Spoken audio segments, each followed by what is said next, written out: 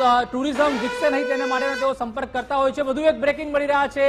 જમ્મુ કાશ્મીરમાં આતંકી હુમલા મુદ્દે કોંગ્રેસ પ્રદેશ પ્રમુખે પણ ટ્વીટ કરી છે, એટલે કે શક્તિસિંહ ગોહિલે પહેલગામ હુમલા લઈને દુઃખ વ્યક્ત કરતા જણાવ્યું છે કે આતંકી હુમલાની ઘટનાને કાયરતાપૂર્વક ગણાવી છે। દેશને એક થઈને આતંકવાદ સામે લડવાનું છે।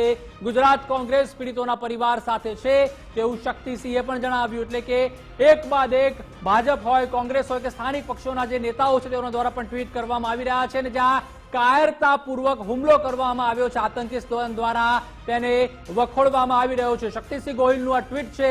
જમ્મુ અને કાશ્મીરમાંથી એક હૃદયદ્રાવક આતંકવાદી ઘટના સામે આવી। પહેલગામ આતંકવાદી હુમલો માનવતા પર કલંક છે। હું નિર્દોષ પ્રવાસીઓ પરના કાયરતાપૂર્વક હુમલાની નિંદા કરું છું। આપણા દેશમાં આતંકવાદના ત્રાસ સામે લડવા માટે સમગ્ર રાષ્ટ્ર એક જૂથ છે તેવું જણાવ્યું।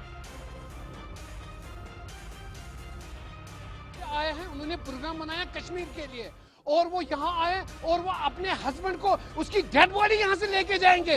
हमारा सर झुक रहा है शर्म से, ये अनएक्सेप्टेबल है। हमें कभी ये नाकाबिल कबूल है, ये बर्दाश्त हम नहीं कर सकते हैं।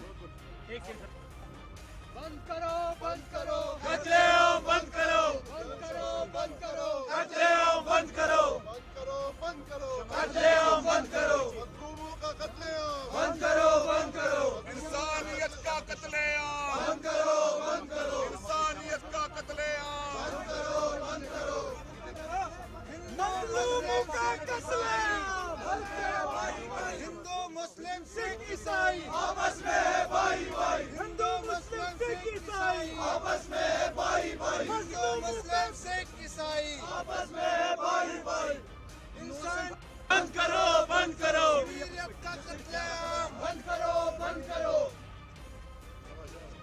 इनोसेंट लोगों का कत्लेआम बंद करो, बंद करो, इनोसेंट लोगों का कत्लेआम बंद करो, बंद करो, बर्दाश्त नहीं, बर्दाश्त नहीं, बर्दाश्त नहीं, कबूल नहीं, कबूल नहीं, कबूल नहीं, कबूल नहीं।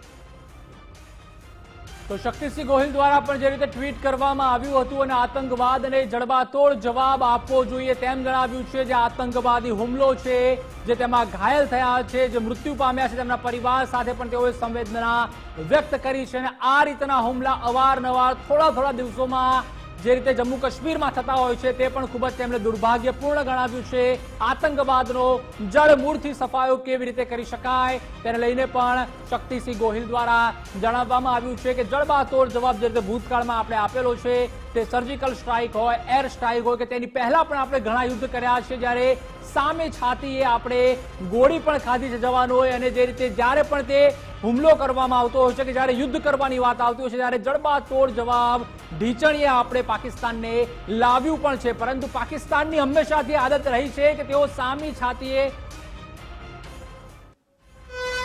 વધુ એક મહત્વપૂર્ણ સમાચાર, આતંકવાદી હુમલા મુદ્દે મુખ્યમંત્રી ભૂપેન્દ્રભાઈ પટેલે પણ દુઃખ વ્યક્ત કર્યું છે। મુખ્યમંત્રીએ પ્રવાસીઓ પર હુમલાને નિંદનીય કૃત્ય ગણાવ્યું। મુખ્યમંત્રી ભૂપેન્દ્રભાઈ પટેલે મૃતકોને શ્રદ્ધાંજલિ પાઠવી છે।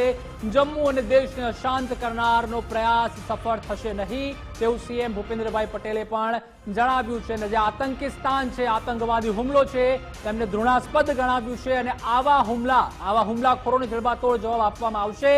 જમ્મુ કાશ્મીરના પહેલગામમાં પ્રવાસીઓ પર થયેલા કાયરતાપૂર્ણ આતંકી હુમલો અત્યંત નિંદનીય છે। આ હુમલામાં જાન ગુમાવનાર મૃતકોના આત્માની શાંતિ અર્થે અને ઇજાગ્રસ્તોને ઝડપી સ્વસ્થ થાય તે માટે ઈશ્વરને હું પ્રાર્થના કરું છું। આતંકવાદની સામે આજે આખો દેશ એક થઈને ઊભો છે। જમ્મુ કાશ્મીરે અશાંત કરવાનો કોઈ પણ પ્રયાસ અમે સફળ થવા નહીં દઈએ તેવું પણ સીએમ ભૂપેન્દ્રભાઈ પટેલ દ્વારા ટ્વીટ કરવામાં આવ્યું છે। એટલે કે